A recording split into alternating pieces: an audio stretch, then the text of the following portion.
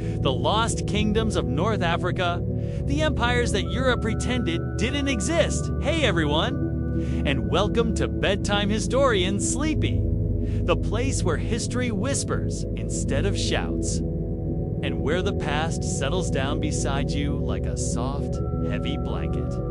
Tonight, just let the world outside fade away. You're here now, safe, relaxed, and ready to drift into a story told slowly enough to fall asleep to, but interesting enough to let your mind wander. So go ahead, sink into your pillows, take a quiet breath, and let's drift back in time. Together, before we drift too far, just stay with me for a moment, 'cause this is one of those stories you'll want playing gently in the background as you fall asleep. No loud moments, no sudden jumps, just calm, steady narration made exactly for nights like this. And if you're settling in after a long day, especially if you're in the US and everything has been loud, busy, and too bright, this is your pause, your quiet space. You don't need to watch the screen. Just let the sound carry you, so don't click away yet. But give yourself permission to slow down. The next hour is just soft history, made for your peace, your breath, and your rest. So, if you haven't already, you can dim the lights. Settle into whatever pillow-based arrangement you've engineered for maximum coziness.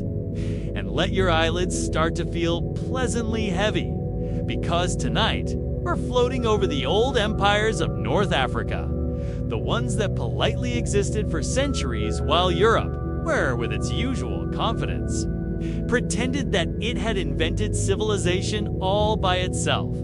You know how it goes. Europeans would arrive somewhere, plant a flag, and announce, "Ah yes, we have discovered this place." While standing directly on top of a library, a palace, and, at least for annoyed locals, pointing to a map like, "We've been here since before the Bronze Age, but sure, welcome." So tonight, we'll drift through those kingdoms, slowly, gently, with the kind of soft, meandering pace that would make even the most dramatic historical events feel like a bedtime story. Nothing too intense, just a long, soothing glide past empires built on oases trade routes, and the deeply human desire to pretend your dynasty is more stable than it actually is. A soft landing in ancient North Africalet. Start by floating over the coastline calm waves, brushing up against a continent that held civilizations older than many of Europe's favorites. Talking points. North Africa wasn't some empty stretch of sand waiting to be discovered. It was home to cities that actually had infrastructure, written languages, and political drama long before certain northern neighbors figured out how to build permanent walls. But I digress. Our first stop is the Kingdom of Nubia, which most people today remember vaguely from movie adaptations featuring men in leather sandals and historically questionable haircuts. But Nubia was real, and at one point, surprisingly organized.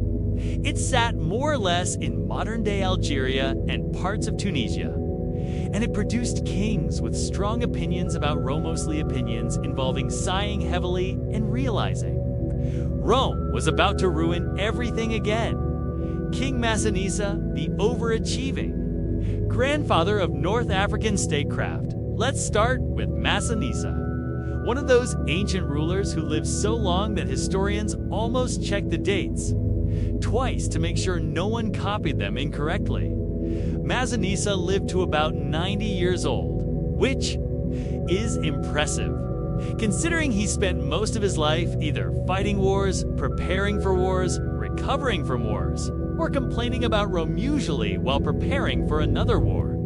He began as a young prince, switching alliances between Carthage and Rome, with the flexibility of someone trying to keep both sides reasonably happy without actually committing to anything.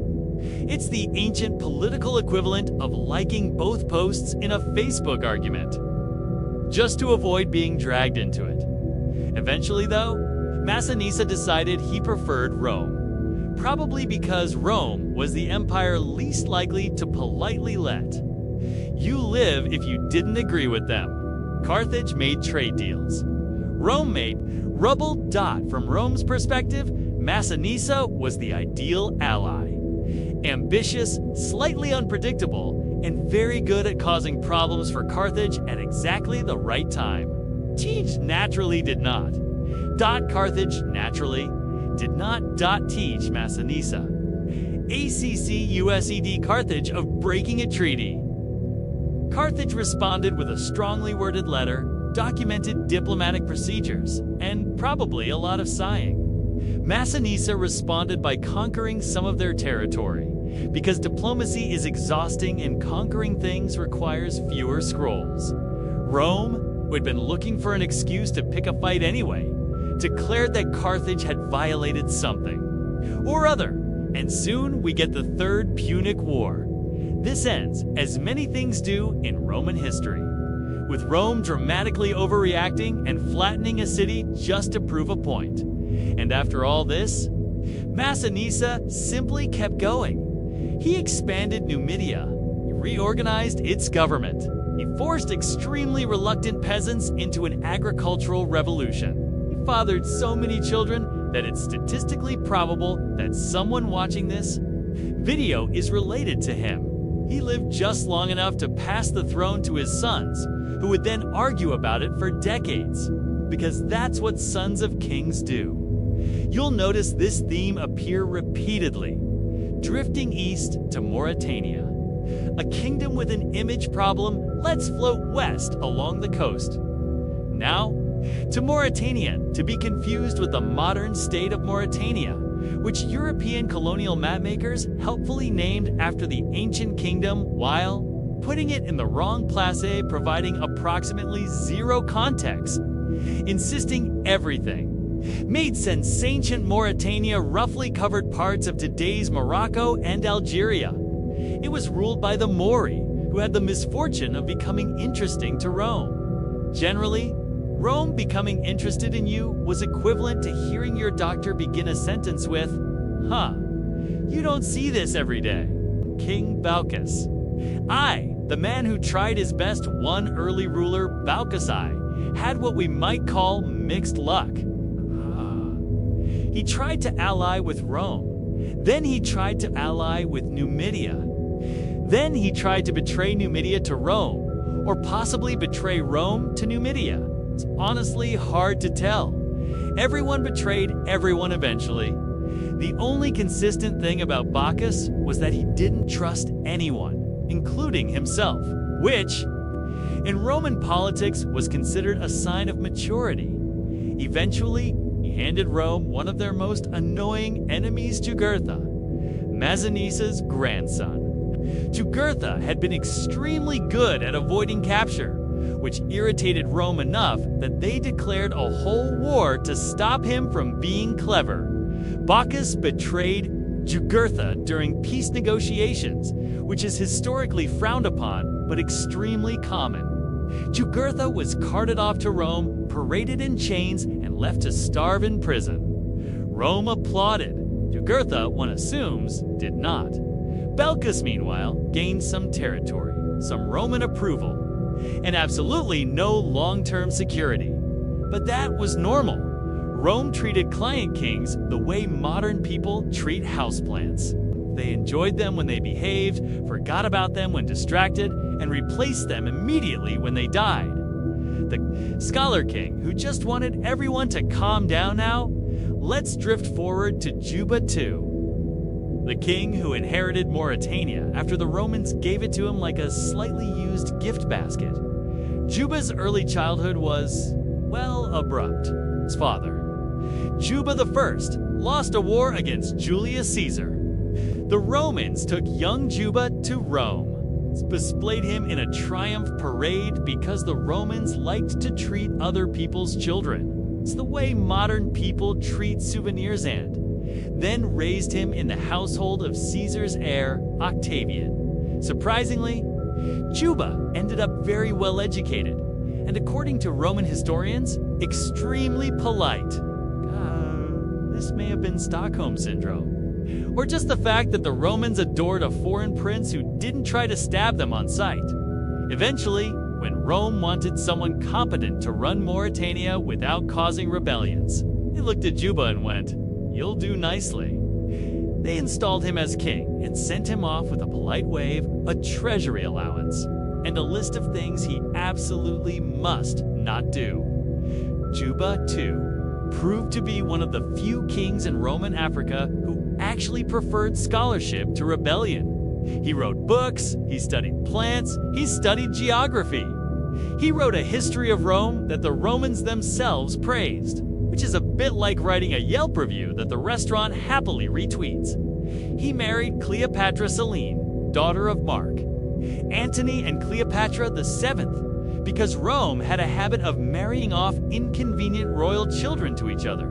It's the imperial equivalent of putting all your stray cats in one room and hoping they turn into a peaceful colony. Juba and Cleopatra. Selene seemed to have actually liked each other, which was not guaranteed in arranged marriages, and certainly not in Roman arranged marriages. They ruled Mauritania together, built a capital, and tried to pretend Rome wasn't looming over them like a helicopter parrot. Juba was one of the few kings who managed to have a relatively peaceful reign, mostly by doing what Rome wanted and avoiding any decisions that might be considered bold or personally interesting. History rewards. Caution: a place the Romans described as an empty wasteland inhabited by barbarians, which is Roman shorthand for people who mind their own business and have no interest in paying our taxes. Here we find the Garamantes, a kingdom that thrived for centuries in one of the most desert-heavy environments on Earth, which is impressive, because the Garamantes figured out how to build underground irrigation channels called fogres that made oasis agriculture possible. After the fire, drifting through the lives of the accused tonight, we're drifting back to a quieter corner of history. You can dim the lights, let the blankets settle where they want, and just let your breathing slow. Because tonight, we're exploring something that rarely gets talked about. Not the trials, not the bonfires, or the shouting crowds, or the pointed hats drawn by people with absolutely no understanding of fashion. No. We're talking about what happened afterward.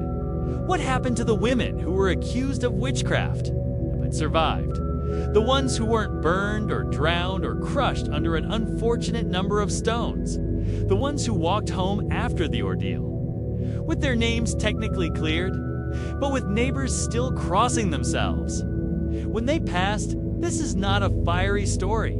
It's a drifting one. A slow walk through village paths and narrow alleys and cold kitchens, where the air hung heavy with silence and suspicion. We'll meet the women who lived after the glares faded and the authorities who insisted everything was fine now, while also insisting that all suspicious cats should be reported. So settle in. Let's begin somewhere quiet and unfortunate, because that's how these stories usually go. The accused who walked away, let's start with something simple and soft. Imagine a woman, let's call her something gentle. Like Margaret. There were many Margarets in medieval. It was basically the John of women's names. Margaret is in her late 40s. Her hands are rough, her hair is tied back. It's the way women tie back their hair when they no longer have the patience for anything else. She's been accused of witchcraft. It wasn't very hard to do. Perhaps her cow died. Perhaps her neighbor's child got sick. Perhaps she was a bit too sharp-tongued at the market that week. Or perhaps she was simply old, unmarried, and had the audacity to own a cat. The trial was messy. They often were. Men with quills scribbling down statements that the women absolutely did not say, especially since many of them did not speak German, Latin, or anything the clerk considered an actual language. Margaret survived, not because she was proven innocent. Nobody was ever clearly innocent, but because, let's be honest, the local magistrate was tired. The jail was full. and someone had to go home. So she did. She walked back through the village. She had lived in her entire life, and everyone reacted the same way people still react when they see someone they just spent 3 weeks gossiping about. With that strange mixture of embarrassment, fascination, and a sudden need to look at their shoes, people didn't welcome her back. They just avoided eye contact until their souls felt clean again. Life after being declared probably not a witch. The thing about being not guilty and a witch trial is that it didn't mean you were innocent. It meant the court had simply not found enough.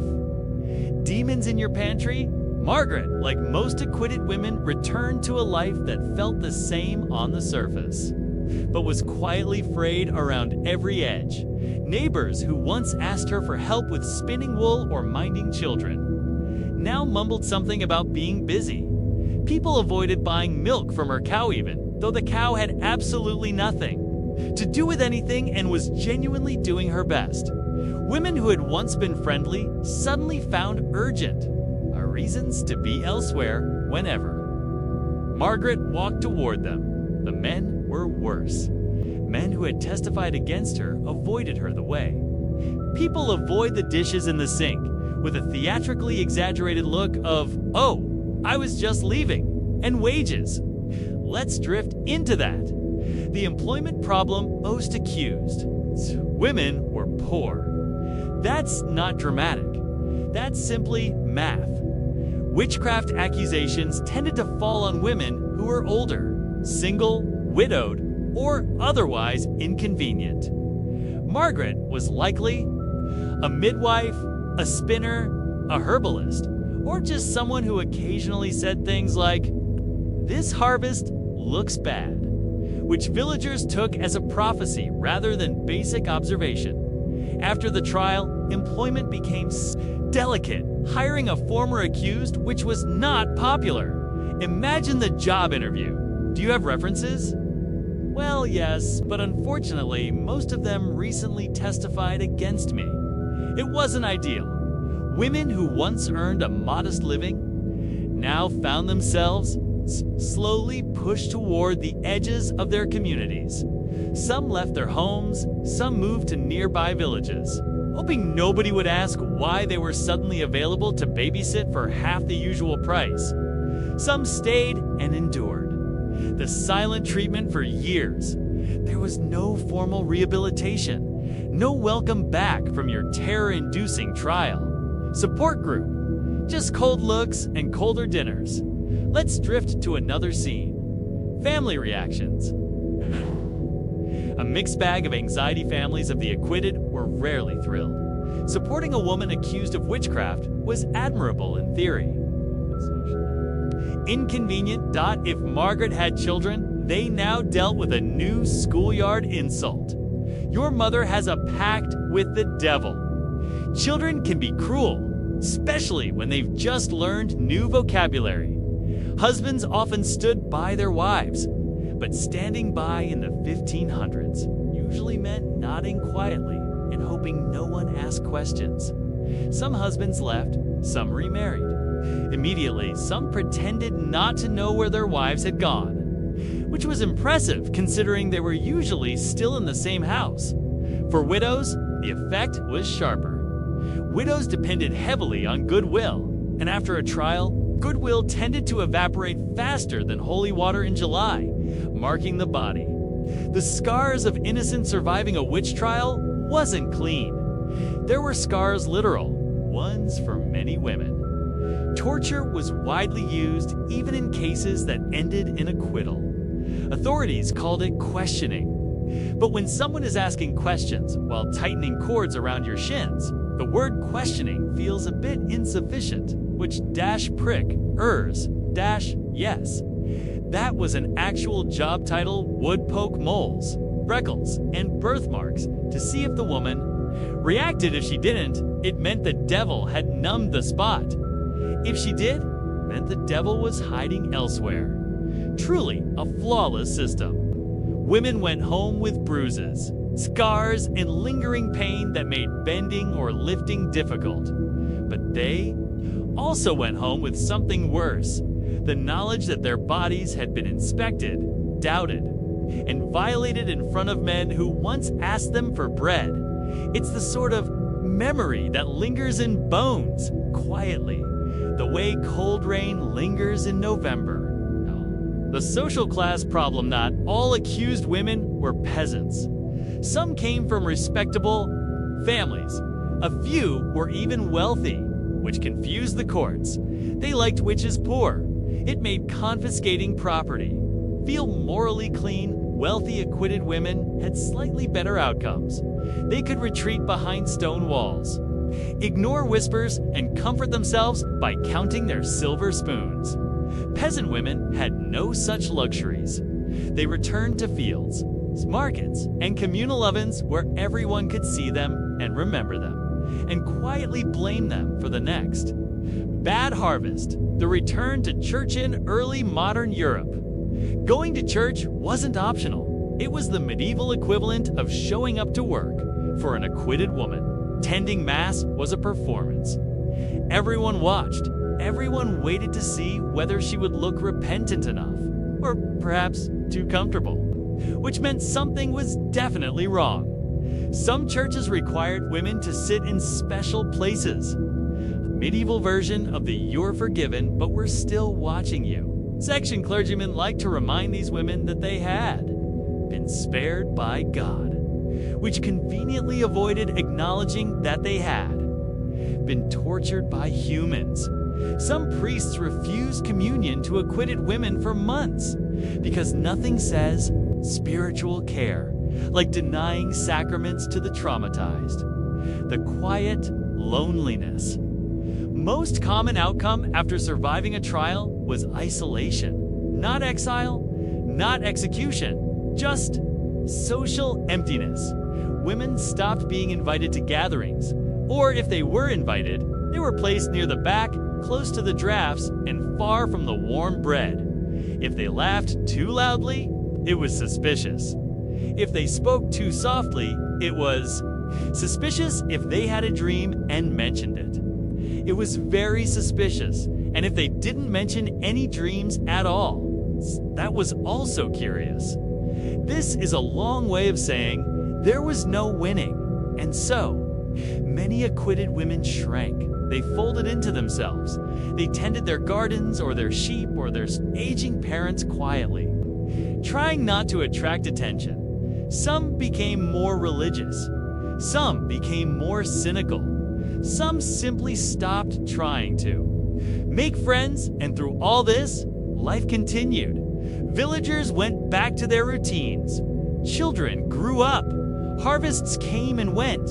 And Margaret, like so many others, carried on, feeling vaguely like a ghost in her own home. Let's drift gently to another kind of aftermath, one with a slightly sharper edge. The authorities, please avoid being accused again. Local officials preferred their witches dead. It made paperwork easier, so when an accused woman survived, they handled it with the enthusiasm of someone discovering that their least favorite chore now requires a second round. Officials often gave warnings. Actual written warnings. Imagine being told, please refrain from suspicious behavior. Without any explanation of what suspicious behavior was, sometimes women were required to leave the village. Not formally exiled, just encouraged to relocate. Which is another way of saying they didn't want to deal with it again. As the night grows darker, let's drift gently toward the next detail. How hostages coped with loneliness, with longing, and with the delicate art of making allies out of those who might otherwise be indifferent. Drifting through the afterlives of the accused list, drift a little deeper now to the quieter corners of what happened next. To the women who carried the label of witch long after the trials had ended. Settle back, let your shoulders loosen, and let's wander gently into a few more lives that history tried to forget. The women who returned. only to leave again for many women? Going home after a witch trial felt a bit like stepping into a room where someone had just been talking about you, which they had at length with impressive enthusiasm. Some stayed, others eventually drifted away. Picture another woman. We'll call her Elspeth, because it's one of those wonderful old names that sounds simultaneously soft and capable of withering crops with a single glare. Elspeth lived in a Scottish fishing village, the sort where the wind made every sentence sound slightly accusatory, even when it wasn't meant to be. She had survived an accusation mostly because the local magistrate found the entire ordeal inconvenient. The fishing season was starting, and the jail smelled like something halfway between despair and pickled. Herring when Elspeth came home, people didn't quite know what to do with her. They avoided her eyes, they avoided her voice, they avoided her shadow. One particularly dramatic neighbor insisted her shadow moved suspiciously, though. In fairness, everything moves suspiciously if one stares long enough. Elspeth lasted 8 months. That was the average for many of the acquitted. They endured the whispers until endurance became exhausting, and then they quietly disappeared. Some moved to towns big enough for anonymity. Some joined distant relatives who pretended not to know what had happened. Some wandered into the service of nobles, where people cared more about the cleanliness of the laundry, the cleanliness of one's soul. Elspeth left her village at dawn. Women often did. Dawn was peaceful. Less chance of running into someone who would say, "Oh, you're still here." Where she went, history didn't record, which means she probably had a better time. The ones who turned the accusation into authority, not all the survivors, wilted. A few, the most wonderfully ironic twist, learned to use the fear around them. Take a woman we'll call Agnes, living in a small French town where gossip traveled at the speed of light and accuracy was considered optional. Agnes was accused during a period of local hysteria, which is to say, it was a Tuesday. She was acquitted partly because the judge found the entire case absurd, and partly because Agnes had a talent for staring people down until they reconsidered their life choices. When she returned home, people avoided her, naturally. But avoiding someone isn't very practical when you live in a tiny medieval town where everyone shares 2 wells, one market square, and a communal loaf of seasonal bread. Agnes noticed something curious. People obeyed her requests. They stepped aside for her. They offered her the nicer vegetables. They apologized. Unnecessarily. A lesser soul might have felt lonely. Agnes felt opportunity. So she became helpful, very helpful, suspiciously helpful. According to her neighbors, need herbs for childbirth. She had them. Need a charm to protect your cattle? She could provide that too, purely symbolic, of course. Need someone to mutter quietly over your child's fever? Agnes did so with the theatrical seriousness of someone auditioning for a role. And people paid her quietly because nobody wanted Agnes to feel underappreciated. Was she a witch? Almost certainly not. Was she happy to let people believe she had unusual talents? Almost certainly yes. Sometimes accusations. Broke women, sometimes they became a sort of career opportunity. Medieval life was flexible that way. The quiet resistors, then there were the women who refused gently, stubbornly to let the accusation. To find them, imagine a woman named Bridget, living in rural Ireland. She had been accused after a neighbor's butter refused to churn, which was, apparently, sufficient evidence of demonic interference. After being cleared, Bridget did not leave.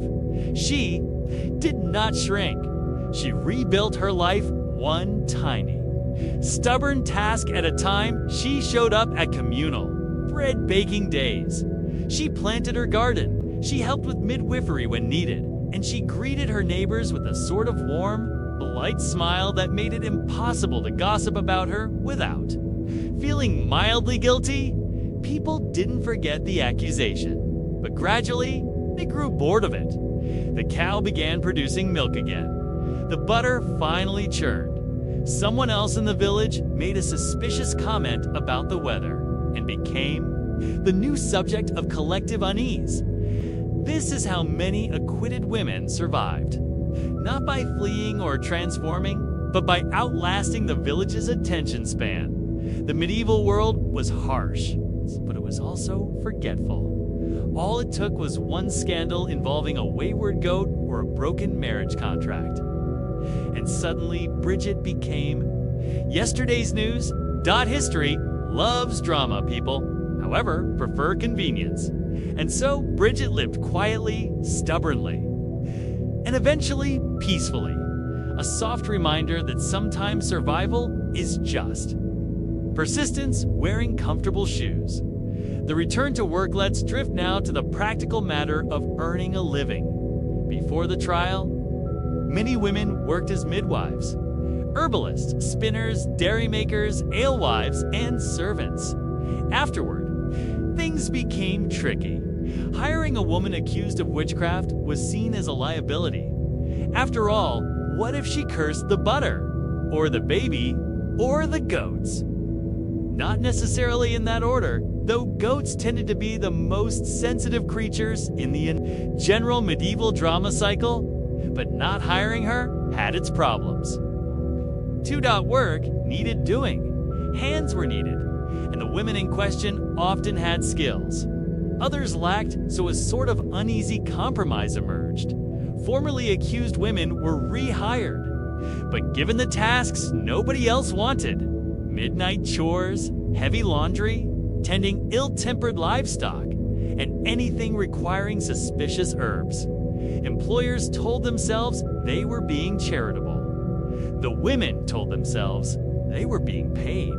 Both sides pretended this arrangement was entirely normal. Some women, ironically, became more indispensable after the accusation. Midwives especially, because when babies needed delivering, principles tended to crumble. And besides, if the child survived, people reasoned the woman must be blessed rather than cursed.